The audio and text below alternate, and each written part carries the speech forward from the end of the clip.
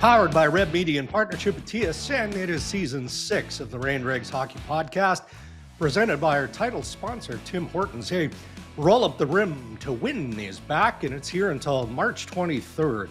You can play for a chance to win tens of millions of prizes, including the electric Volkswagen ID Buzz. It's a cool vehicle.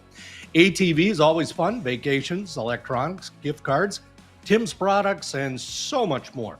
Tim's Reward members, take note, you can earn one digital roll with each eligible purchase of select drinks, breakfast, or of course, meal items. Plus, while supplies last, guests can also receive a roll-up to win hot beverage cup, which, by the way, Ray Ferraro, is what I dumped onto the floor on Tuesday in our last episode of Dregs. You lost all focus there for a minute. Completely. Tried to land that plane, and there was just everything. So just to wrap up that story, and our friends at Tim Hortons can appreciate this. So I thought I did a nice job of cleaning things up. I thought I did a pretty good job. But as you can see behind me, we've got a built-in desk and bookshelf, right? So I was so focused on the coffee on the floor and, I don't know, what do you call it, a cow rug? Like the leather, like whatever. Oh, sure. That was the term. That was the term I was going to use. Okay. Well, anyway, I mop it up nicely, right? It's all good. Yes. Holly comes into the kitchen yesterday. She's like, "What the hell did you spill in the office?"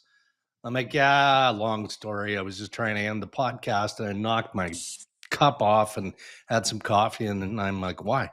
It's like all over the desk. It was up the wall. I didn't look up or behind me. I just looked down. So I guess my cleaning techniques need some work, Ray. Okay. Well, who would is Holly like super neat though? Is she no. super neat? Would she? No. So you must have off really my game. The cleaning. Yeah, dropped the cleaning ball there, clearly. Yeah. I could have done that in my house. Cammie wouldn't have noticed it for a week. Isn't that funny how that goes? Yeah, she wouldn't have noticed it. Our dog puts on weight by the week because of all the crap that gets dropped on the floor. He just walks around and eats it. Nobody notices. And it's like, does Ollie still use the maize bowl? Yes. I was fascinated by that thing when I visited your place a couple of years ago. And I mean, for anyone who doesn't understand or appreciate, if you're looking after your dog, which we do, we use it too. It's just with a Great Dane, it's much bigger. It's just so they can't like guzzle down their food, right? So they have to, they're entertained by the process of, kind of getting it out of the cracks in the maze and all that. Still in use, huh?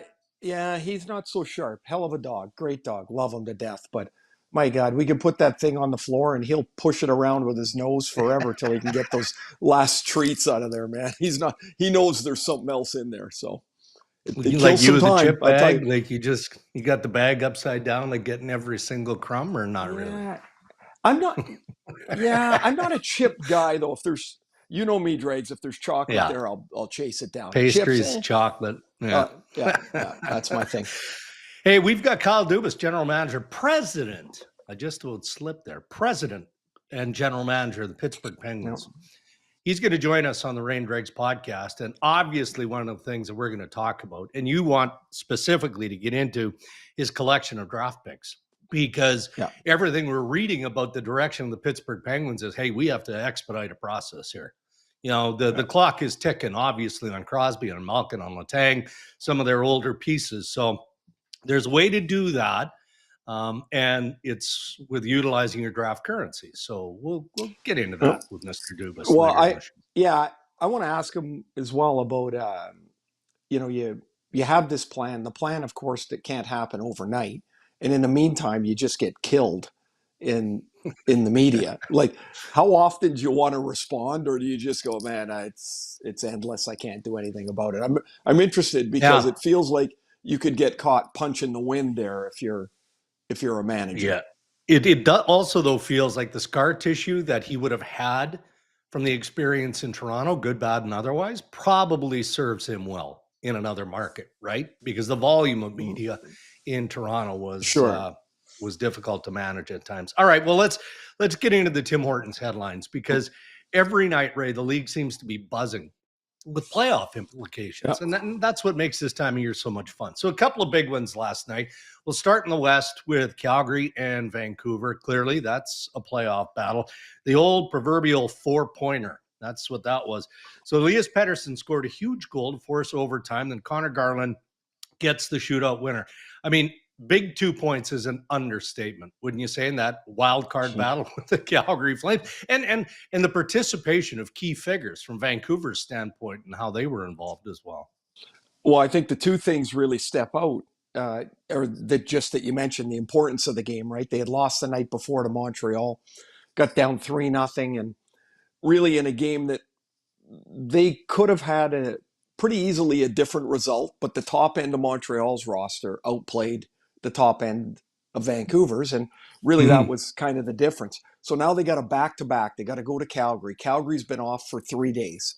Like it all sets up for kind of like a scheduled loss almost. But Rick Tocchet goes back with Kevin Lankinen. They still don't have Demko. They're basically going to have to ride Lankinen as deeply as they can into when he just, I'm tired and I need a day. Pettersson was as close to Pettersson pre-All-Star break of last year that we've seen all year. I thought he was no kidding. He was awesome. He was awesome. And I mean, you can sit and nitpick 15 different plays and say, oh, he should have done this and should have done that. It's way out of hand now, and he could never do anything to sort the year out. But last night he was exceptional. The other part is they get Quinn Hughes back. They go down to 5 defensemen early because Elias Pettersson, the young defenseman, who, by the way, he's a rock. He's an NHL rock. Nice. He is so good. And I think they're all surprised by how good he's been so quickly. That allowed him to trade Carson Soucy. But he thumped Nazem Kadri. Man, did he hit him. Really clean, old-style hit in the middle of the ice. Kadri jumps right back out. And then Connor Zary elbows him in the head. I can't believe that player safety won't get involved there. They lose Pettersson. Nobody says, but upper body. But I mean, he elbowed him. Yeah, right in you the know head. what it is. Yeah. So they got 5D. So Quinn's got to play almost 29 minutes, and I guess he had some rust. I guess he had some rust, but my goodness, he's just so good. The one thing that did pop up to me out of that, Dregs, for Vancouver is they probably need a little more stiffness around Hughes. They need, when somebody like Pospisil takes a run at him, they need somebody's got to either grab Pospisil or grab Jonathan Huberdeau and say, tell him to stop running around, or else your night just got a lot worse. Like they're going to have to address that in my opinion. But that could have been a 3-point deficit for Vancouver. Now they're tied. They played one more game. The team coming up on the outside though is Utah. Don't look past them. They are fun. They don't have a name. They're like they're right there. They're tied or 2 points right out. They're right there. And so this will be a hell of a race right down to the end. And same in the East, right? So the Montreal Canadiens lose to the Kraken in overtime. Yeah, obviously it's a tough one. Uri Slafkovsky scored 2 to give Montreal a 4-2 lead in the third. You'd hope they were able to shut it down. They run into penalty problems, and then the Seattle power play takes over. And that's a kick in the shins if you're the Montreal Canadiens at that point. Yeah, again, back to back for them, and they go down to Seattle, and they got a lead, and you'd like to close that out. And I think that's probably a little bit of, like, sometimes it just happens. You can have a bunch of veterans and that just happens too, but maybe a little bit of lack of depth through their roster in their growing phase. Sure. If their top line isn't doing it for them, they can get a little thin. But are people in, you do this more than me in that market, are people in Montreal, are they coming around on Slafkovsky yet? Are they understanding he's 20 years old and he's 6'4", or are they still thinking that he's not anything? Because if Yeah. if they don't like him, please trade him to my team. I'll take him. I'll take him because that kid's going to be a really, really good player, and that top line for them um, is a really, really dangerous group. Like Yeah. Slafkovsky, Suzuki, and Gallagher and Caulfield. That's a really, really dangerous line. So define what that means, a really good player, because you're right. I mean, automatically people want to make the comparison. Shane Wright went fourth. He didn't go first. You know, there was all kinds of speculation. That's who Montreal was going to take. They take Slafkovsky. So really good player for you 3 to 5 years from now is what? What he like where what he is, but just more consistent on a night in and night out basis? Nichushkin, Good 35 player. goals. Yep, 35 goals. I think Slafkovsky has the ability to do things on the ice because of his size and the way Yeah. that he can handle the puck that other players just can't do. When I watch Nichushkin when he's at his best, he's just so freaking big that and he will drive the net and hold the defender off, and he gets to the front. I think Slafkovsky can do those things, Mm, and he's 20. Like I know. I don't think Yeah. I don't think people quite understand the difficulty at that age when you say, well, he's got to be more consistent. Look in your own house if you've got a 20-year-old and see if they do anything consistently. They don't. And now No. you're asking these guys to do things that 25-year-olds do. Like I even look at a player like I love Nick Suzuki. I look at Nick Suzuki, and the player he is now as opposed to 2 years ago is not even close. Agreed. It's not close. Yeah. And I watched him in Vancouver the other night. I'm like, oh my God, he just is so smart. He's Oof. so like every shift he did something. And Mm-hmm. there's a Slafkovsky is going to be 21 in a month. And if we're having this conversation in 2 years, then you got a problem. But I don't think we will be. So are you surprised the Canadians are still in the mix? I am. I just Yeah. I didn't quite see them being able to hang around like this. 1-7-1 before the break. And then they've been really, really pretty good. So they won 5 straight right out of the break. Then I think they're 1-2 or something like that out of the break. I just didn't think they had enough depth yet Yeah. in their lot. Now they must be salivating to get Demidov there, and add another young piece into Right. their like, you know, they're really, really quite excited about him. But what I like is they're fast. They're a little reckless. They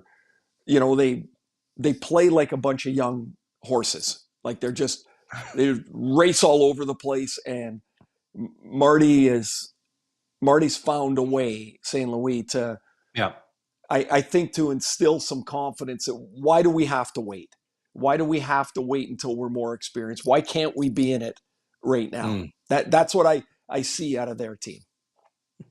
Yeah. I mean, that's fair. We've got Kyle Dubas, general manager, president of the Pittsburgh Penguins, joining us in this episode of Ray and Dregs, coming up shortly. As I'm looking at the menu of games, the last night being Wednesday night, I didn't think that we'd spend a whole lot of time on Ray and Dregs talking about Detroit and Buffalo. I really Right. didn't, with all due respect. But then, I'm following along. I'm not glued to the game, kind of poking everywhere. And I see, look at Patty Kane. Like he's up to his old Yeah. tricks here. He's got 3 points. Look out. Here he goes. So Yep. Patrick Kane ends up with a 5-point night for the Detroit Red Wings. So there's lots of reasons to talk about this game, which we'll get to towards, the third period was a bit bizarre as it all shook down. But for a player that of Kane's makeup, resume, history, including the health issues that he's had to overcome in the last few years. I mean, Right. there are individual nights, aren't there, Ray? In a season where you're not going to make the playoffs, likely. Let's see how it all plays out in Detroit.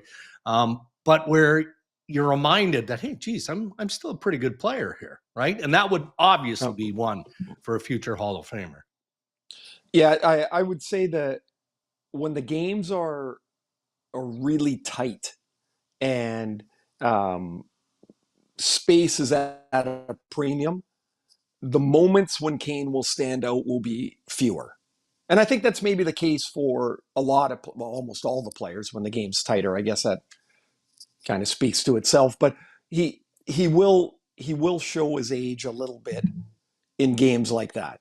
When there's space and he's got a little bit of time to handle the puck and make plays. Still has it. Yeah. Oh my God. And what he's come, I think what he's come back with from the injury and that hip resurfacing, and nobody knew if he was going to play again, is really quite remarkable. But in the guts of the player, in the hard drive of the player, there has to be a love of the game, a willingness to go through a lot of crap to get yourself back to even be close to being healthy. And it's a forever story with Kane about how much he loves to tinker around his game. And I mean, I watched him at the outdoor game, and it's cold, and he's like really cold, and he's 36 or 37 years old. And I'm like, man, he's still like, he gets the puck and everybody kind of for a second just stops and they want to assess, like, can I rush him? Do I, like, he's still got that. And I don't care what type of game it is. 5 points in an NHL game is pretty awesome. And Detroit they've really shot themselves in the foot here, haven't they? They used all their energy fighting back into the race. And now they've given, last night was their first, they'd lost 6 in regulation in a row until last night. So, I mean, they've really hurt themselves lately. Well, let's wrap up that game, because I alluded to the fact it got a bit wonky in the third period with a slew of 10-minute misconducts handed out, right? Including a curious one. And I don't ever remember seeing this. And is it Albert Johansson? Guy's played 45 NHL games for Detroit. So he played 2 shifts after receiving a 10-minute misconduct for the Red Wings. So like roughly, I think I read 70 seconds in 2 shifts after getting the misconduct. So the whole thing was it was just all part of the chaos and the confusion of what was shaken down, right? Well, I'm assuming that misconduct came with about 10 and a half minutes left or whatever it was. Like, they're like, okay, we got no players. And like, there is times when the refs just get fed up with everything and start slapping those 10s off. That's just housekeeping. Everybody go away and leave me alone. And in the old days when there was one ref, remember they used to pull out the little notepad and they'd be writing while this mayhem was going on in front of Drager, he punched him in the head. That'll be, and I remember looking at the book one time, the ref slap shot, remember? But the ref was, I look over his shoulder and it was like chicken scrawl. And I'm like, well, of course it is. I mean, there's this battle royale going on and this guy's got his notebook out like your 4th grade teacher writing in it. And he's writing fast and he's on the ice and it cracked me up to look at it. I'm like, hey, can I look at that? And he's like, F off. And he was get lost. I beat it. All right. Quick edition of headlines today, just again, because we've got Dubas on standby here. General manager meetings next week. And the March GM meetings are always fun. They're entertaining to cover because the GMs squirrel away into their breakout groups, and there are other hockey people from around the NHL involved. It's not just general managers, hockey operations people, people from inside the situation room, the Department of Player Safety, all of that, right? And they spitball. I don't know how Colin Campbell puts together the agenda or the breakout group items, because some of them are out there, and I'm struggling to think of an example. It won't matter, but Ken Holland. Oh, I know. I'll give you one right now because you brought it up earlier in the year. We should watch in case a player pushes it back to the goalie and he freezes it. If they waste more than 5 seconds on that, they all need to be. Like, what a waste of time. Well, they're not going to. I checked yesterday, by the way. Good, because go ahead. You have to bug me. What a waste of time. I was told from a high-ranking official that they were going to keep an eye on it. So it doesn't sound like there's going to be an update on that. So you'll be happy. So if you were Ken Holland or you were David Poyle, and those were 2 guys who always brought some interesting ideas to these discussion groups. So is there one that has been percolating in your mind that, maybe doesn't warrant instant or immediate reaction, but conversation among a group of hockey brains that you would trust? Maybe a tweak, a rule change, something even more significant than that. Okay, I got 3. You gave me a little homework, so I got 3, so 3. The first. Okay, chop. let's go. Yeah, the first one I'm going to say is immediate and needs to be looked after, and that's to tighten up the review process around goals. I had one. I was doing the game in Vancouver the other night. Montreal was trying to decide whether they were going to challenge a goal, and then they couldn't decide. They called a timeout. Took more time. That cannot be allowed. If you can, honestly, you can. You just pulled the plug out of the arena. I think when a goal goes in the net, they got that little clock at the bottom underneath the big clock. 45 seconds goes up on that clock. You got 45 seconds to determine whether that you're going to challenge or not. So once you decide, you declare review or not. Then 2 minutes goes up on that clock. The officials have 2 minutes to decide. They're looking at their tablets and doing whatever they're doing over there, talking to the situation room. At the end of 2 minutes, the horn goes off. If it's not a definitive look, call on the ice stands. You've given it 2.5 minutes max time in a review. That's the first one. I think that has to be done because it's absurd. But you know what Coley Campbell's going to say in defense and push back? What's He's going to say, great, we don't want games to be longer. We would love to do that. But then inevitably somebody is going to find an angle that we couldn't find or didn't have access to in that 2 minutes. And they're going to hit us over the head with it for the next 10 years. That's what he was saying. So somebody always has a review or has an angle of a play that's called offside that isn't offside that you can't review. Like this pisses me off because this thing of, we got to get all the calls right. You can review this till 2052 and you still won't get all the calls right. Fair enough. Yeah. It's a red herring. You're chasing your ass around trying to get the call right all the time. If you put a time limit on it, more people will be satisfied with it. That's number one. Number 2, since we got to move on, I think next year is going to be a debacle on the schedule. I think it's going to be really difficult with both the All-Star and the Olympic game. I'd like to see if they can tweak the roster, even if it's just for Olympic years, that you would be able to use an emergency call-up to play a game when your schedule is boxed in. Now, it doesn't count against your roster cap. You can call them up once. Guys got to go right back after the game.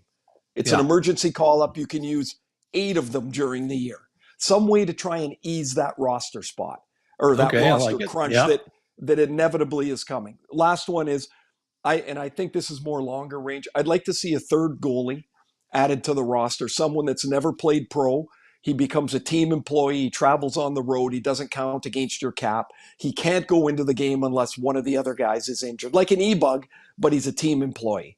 Because next year, again with the scheduling, I think goalies are going to be really taxed pretty heavily.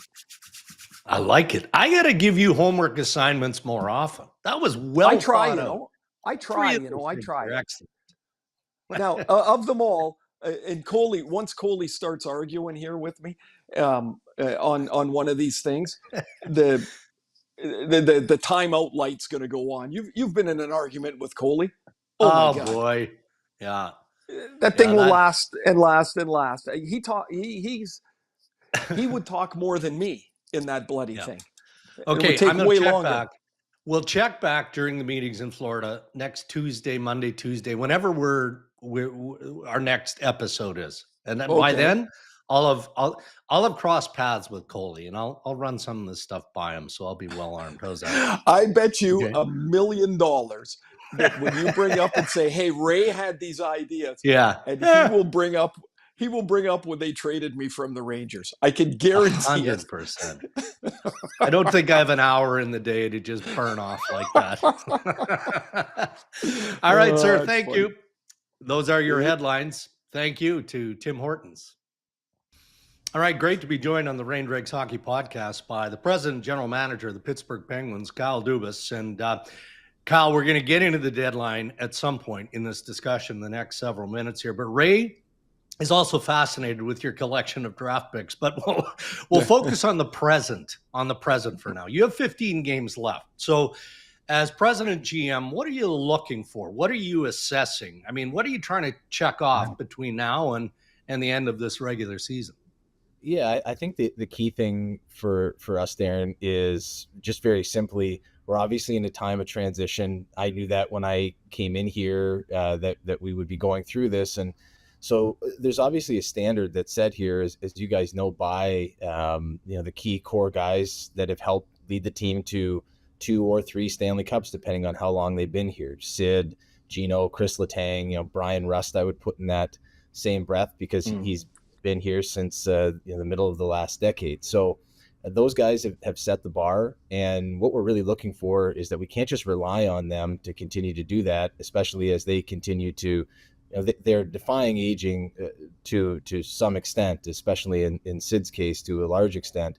But we need to know which guys are going to be able to help to lead us through to the next stage and help build the team back into a contender. So it's easy when everything is going really, really well, and it's a lot harder when you're 15 games left and you're 8 points out of a playoff spot, and it's not as easy to come in every day as when you're in the spot or you're contending and so on and so forth. So we'll learn a lot about the rest of the guys, whether they're younger or they're pending free agents or what have you, and whether they do in this stretch what's going to be needed, and give us the belief that they can help to preserve and really continue to stimulate the standards and culture of the Penguins to help lead us to be a contender again.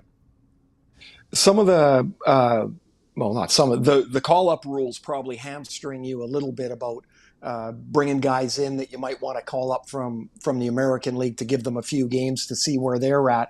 How do you manage those 4 call-ups that you have past the deadline? Like, I'm sure there's a couple of players, a couple of kids you'd probably like to get a look at, but you got to be careful with the call-ups too, correct? Yeah, I think it's twofold, Ray, for sure. It's, we only have 4, and so far we've recalled Emil Bemstrom, and we've recalled Tristan Jarry, and so we have to be mindful of how we're using all of those. And the other part is we've got the group that's kind of growing and developing, and they perform very well in Wilkes-Barre. They're starting to form sort of a collective. And so when I go back to my experience in Toronto, notably in the 15-16 season, we brought up a lot of those guys in the second half of that season in sort of a wave. And I'm referencing, it was William Nylander, Zach Hyman, Connor Brown, Kasperi Kapanen was a part of that as well. And I thought that they formed a great bond in the American League. And, looking back on it, you look back, there's lots of mistakes and there's lots of things that you would learn and repeat. And that was certainly one of them, was that those guys had developed a winning kind of bond down there, that had success. And then they came up all together and sort of a wave of players. So now in the American League, we've got that kind of forming. We've got Owen Pickering and Jack St. Ivy. We've got a couple of goaltenders.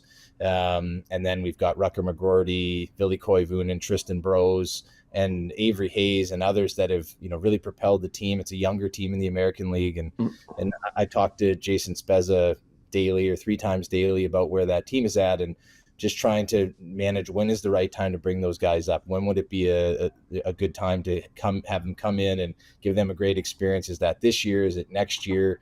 We're just going to see how it continues to play out there and here, and then make that call as we roll. So the next part of that, as Dregs mentioned, is the deadline and your accumulation of, people call it like with teams, they have a bucket of picks. I don't know what's bigger than a bucket, but you have that. So I think it's 30 in the next 3 years. What do you, as you, like, you're not looking at an 8-year thing here. You've talked about it with Sid and publicly about trying to do it quicker. You've got all these picks. What do you do with them to expedite this whole process to be back to a playoff contender like as quickly as possible? Yeah, I think the key for us, Ray, is that we're in the plainest form, we're using the picks to acquire good players that can help the team. That's, it's like with draft picks, number one is drafting and developing good players, but also with that many picks, I think it also positions us in a spot where if teams are, for whatever reason that it happens, teams sour on guys sour on their situation with the current team, there's contract issues, there's cap issues. We've tried to position ourselves in a spot where we can, between young players, roster players, and draft picks, get involved in all those conversations. I haven't felt through the first 2 summers that we were really able to be there on the younger guys. And so, we feel that whether it's that or, if there are restricted free agents and their teams, it's going to be tough to re-sign them. You've got the offer sheet route. So we've got our own picks, but then we've also got a reserve of others that, so that we're not, completely running dry our pick reserve. So it's just really to try to give us as many options as possible, and any chance we have to acquire younger players, whether it's in the draft or via trade or as restricted free agents, what have you, we'll use that. And we're just trying to continue to position ourselves as best we can to take advantage. Yeah, and I mean, obviously, as the draft looms, and if Pittsburgh is a lottery team, is it way, way, way too soon, given what you know of the draft, the class of 25, to suggest that those first round picks will be in play, or is it just too early for that? Yeah, I couldn't at this point. So, as we wake up today, I think we would hold the 6th or 7th pick lottery dependent, and the Rangers is a top 13 protected pick this year. If they elect to protect it, if they finish inside that top 13, then we would get their unprotected pick next year. Yeah. So for the right players there, and I think anything is on the table, but I would say that it's probably more likely that with our own pick, especially if it remains that high, though we'll see how the team performs down the stretch. I would say everything is on the table, but it's more likely than not that we would use the pick. There's so much noise out there. I'm sure. Oh, you should do this. You get lots of help, by the way. I don't know if you're aware of this. There's lots of people willing to help. Like, how do you? I think it would be incredibly frustrating to not spend your day punching at the wind and trying to make the vision and make it okay with everybody. Like, I think that would be my first instinct. How do you not do that and just stay focused on really what you're doing? I think over time, going back to when I was very young, very, very young, working in my hometown in the Sioux, through the time in Toronto, I think one of the things, and especially working for Lou, from 2015 to 18, you just learn that all of the stuff on the outside is just a part of the job. And if you start to get distracted by it and you start to try to fight against it or push back on it, it's just time taken away from the real task at hand. And, so to me, it's really grown to the part over time, over the last, whatever it's been, 14, 15 years. And between the Sioux and Toronto and here, where it really doesn't bother me and I don't pay any mind to it. And I really know that any focus deterred from the task at hand with the Penguins is really not a good thing. And it's that should be held against me if I were to spend my time doing that. So I know that there are lots of opinions, there are lots of criticisms. Everyone, especially at critical times of the year, free agency, draft, trade deadline, or when the team does poorly, there's a lot of revisionist history or and things like that, Ray. But we have to just execute. You're going to make mistakes in this position. When you make them, try to rectify them as quickly as possible and learn from the past and go straight ahead and move on. I'm really interested in, because I'm just amazed and respectful of the way Sid goes about his business. Like he's just an amazing player in person to watch. If he's made a misstep somewhere, I don't really know where it's been. It's been 20 years, right? Like he's an impressive guy to watch. How do you maybe give a little insight on how you would discuss all of this with somebody like the rebuild and the change on the fly with somebody as ferociously competitive as he is. Yeah, I've just taken the steps, and he can talk about it as much as he wants, like publicly or not. I've just taken the tactic of being very open and upfront with Sid, and some of those have been difficult conversations, rightfully so, when you're dealing with someone, as you allude to, Ray, as competitive as Sid. But when I came on here, the owners had asked us to try. The team had missed the playoffs, and then I came on later in the spring, and the ask was to try to give it one more jolt and push and see what we can do. And we tried to do that with we added Erik Karlsson, Riley Smith, Lars Eller, Noel Acciari, veteran kind of proven guys that off season. But it was commissioned that if it didn't work, that it was going to be on me, and I knew that what I was walking into, to start to take it down and transition it, and to try to return the team to contention if that didn't work. And obviously, it was a very difficult time, especially given how proud and competitive the group is here last February, March, to go down the path that we did. And it doesn't mean that it's easy, but I do think it's the right thing, as much as people would disagree. I don't think that Sid would really want the team just to be comfortable as he's in his late 30s, or to make it so that we're around the playoff picture, that we just get in. I think if you asked him, and I don't want to speak for him, but would you rather be closer to the race, or narrowly get in, or would you rather have the team return to being a contender and have a legitimate chance to win while you're still playing well? I think we all know what everyone here would take. And so I understand that that's going to come, rightfully so, with some doubt and criticism, and people who want us to be a contender right away for Sid. And I get that that's the reverence that he holds within hockey for the reasons that you allude to, Ray. But if there were a way to do that, we would try to uncover it and do it. But unfortunately, in these situations, these are, as you know, they're not so much a silver bullet. They're more of a brick by boring brick exercise, right. and that's what we're undertaking. All right, we'll leave you this, Kyle. The GM meetings are coming up next week in Florida. And Ray and I talked about this earlier in headlines. He's got some ideas, by the way, on things that you guys good ones, really good ones, really Kyle. good ideas, really good. I'll pass them on to you later. What is Kyle Dubas bringing to the agenda? I mean, you guys get in those breakout groups. Like, does every general manager submit their list of tweaks, considered rule changes, ideas? Like, take us into that environment. It's a few years ago.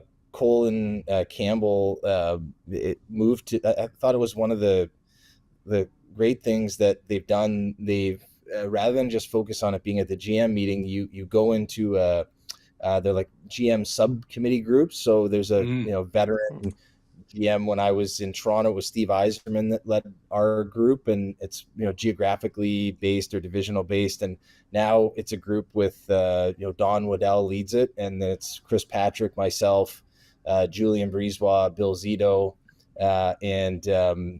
so you have these sessions prior to the meeting where you kind of all get on a call, and you have your different things, whether it's scheduling, whether there's CBA related. I think the major topic that everyone is curious about right now is the change in the NCAA major junior relationship, eligibility, and how that affects player rights and so on and so forth. So these subcommittees that are then they meet in a smaller group, and the agenda is formed. I think it's a great exercise, because it gets work done prior, and allows you to really do great in those breakout groups and on the different topics, really do good focused work. So this meeting is obviously the most thorough and the longest, and it's a time when a lot of the newer initiatives and issues come to the forefront, and there are a lot coming up here. So it'll be a good to get down there and go through it. It's always an enjoyable time, and an honor to be part of the group and be able to kind of hear the way that people think about things differently, given their different experiences, whether it's the most veteran guys or newer people in the positions. Well, it's going to be a good time. We look forward to seeing you, and it's been a busy run for you and for all general managers. So thanks for taking the time and joining us today, Kyle. No problem. Thanks, guys. All right, Raymond, good to catch up with the president GM of the Pittsburgh Penguins, Kyle Dubas, who, I don't know if he pulled the curtain away, but I mean, he's very forthcoming and fairly honest with the challenges that he and the organization face. And that comes with having future Hall of Famers like Sidney Crosby and Evgeny Malkin, obviously Chris Letang at the age that they're in. So when you listen to the direction that we got from Dubas, what do you think of when you think of the Penguins next year or the year after, assuming that Sidney Crosby is still there and is still as competitive as he is right now? I think the difficulty is, the plan is one thing, the execution is another. And so the only way you can expedite success, I think, is if he can turn those picks into players. Because in theory, it's a great idea. Yeah. But I don't think they would just accumulate picks if they didn't have a couple of targets in mind already. Right. I don't think you sit there now, you got 30 picks and you go, okay, now let's start looking around and see who might be available. Like they're already doing that. They've already done that. And so if they can thread the needle on a couple of those players, I think they can speed up what they want to do. But next year might be tough. Their target year has to be the year after. But Sid will be 40 then. Yeah. So how do you speed it up? I mean, everybody there's a great line. Nobody wants to hear about the labor pains. They just want to see the baby. And that's really what, nobody wants to hear how tough it is, right? If you're a Pittsburgh Penguin fan, or maybe if you're media that covers and fans that look at the Penguins once in a while, they want the results now. The problem is you can't have it now. Nobody's giving you a 35 goal scorer for a third round draft pick. That doesn't happen. Yeah. And so it's a hard road, man. Yeah. It is. You spoke of the competitiveness, the character of Sidney Crosby's entire career. Loyalty is on that list too, and it's high on that list, right? So does your eye allow you to envision Crosby in another uniform playing outside of Pittsburgh, or you just can't see it? No, mine does. I can see it. In the middle of next year, if you're in a position where the road still has a lot of uphill to it, yeah, absolutely, I can see it, but I'm not him. Yeah. Look, I got traded 6 times or 5 times. So I can see lots of different jerseys, right? And so I never felt that loyalty that he would feel, because, I got 6.5 years or whatever in Hartford, and I got traded. And then it was 4 years in New York, and then I got traded. And, the mindset would be different. I do recall several players that when they've been in a place a long time and they go somewhere else, it never quite is right for them. Yeah. Right? It never is. And I mean, could you, everybody connects a dot of Sid to Colorado because of McKinnon, and maybe that's not it. Maybe the obvious isn't it. I don't know, but I could see it. Sure. Absolutely. All right. Speaking of Hartford, your former team, going out and seeing friends, family from your days in Hartford. I can see, I can't really tell that you're in Hartford. All I see is a heater and air conditioner in your room. Well, but I know you're in Hartford. I could do, man. Yeah. Yeah. I'm unlike you. When I'm in a hotel room, I don't like, to have my bed in the background to show everybody that I made it or didn't make it. Today, not made, which is why I'm over in this direction. I get here at 11:30 last night, Dregs. And it's what now? It's what is it now? 10 o'clock. Here, almost 10 a.m. Yeah. Yeah. I got to get into studio at 5. I got a little workout ahead of me. Probably a little nap. Good for you. Not going to lie. Got a little nap. And in studio, and then off to Pittsburgh for the Devils and Penguins on on Saturday. Nice. And then we'll be back at it next week. I'll be in Florida, and you're back traveling, or are you in Vancouver for a few days?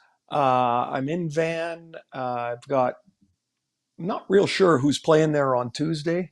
It doesn't matter. Plenty of time. And somebody is playing on Tuesday, and then Yeah. I'm in St. Louis on Thursday, and so back on the road. It's a busy stretch here right now. Nah, that's good. You love it. And enjoy Florida, Dregs. Get a little sun. Pure work. That's all we do there. I mean, when you see us in front of the ocean, I mean, we're there for minutes. We tape our hits, and then we run right back in to the meeting rooms and the hallways. And can I give a suggestion? Glean our information. Yeah. Can I give a suggestion? No suit jackets in front of the ocean. You look like a couple of knuckleheads. No. The suit jacket's okay. It's okay. No, it's not. No tie. We don't wear a tie. We just wear either a golf shirt underneath or a collared dress shirt. That's it. No, we'll wear a collared shirt because the golf shirt under a jacket looks sloppy, messy. Do you honestly think that the audience wants to see Darren Dreger, Pierre LeBrun, and Chris Johnston in boys' medium golf shirts? Is that what you're suggesting here? No, I would say wear a shape and size appropriate shirt. Speaking of which, we've got to we'll talk about it next week, but we did receive some goodies from our pal Mitch at FootJoy and Acushnet. So we'll have to show some. Maybe model them. Maybe model them. Yeah, okay. Absolutely. All right, buddy. We'll save travels. Thanks for listening, everyone. Enjoy the weekend. Yes, thank you to our sponsors as well who continue to support Ray and Dregs and make our podcasts possible. As always, thank you to our title sponsor, Tim Hortons, and also to our good friends at Acon. Have a safe weekend, everybody, and we'll check back next week.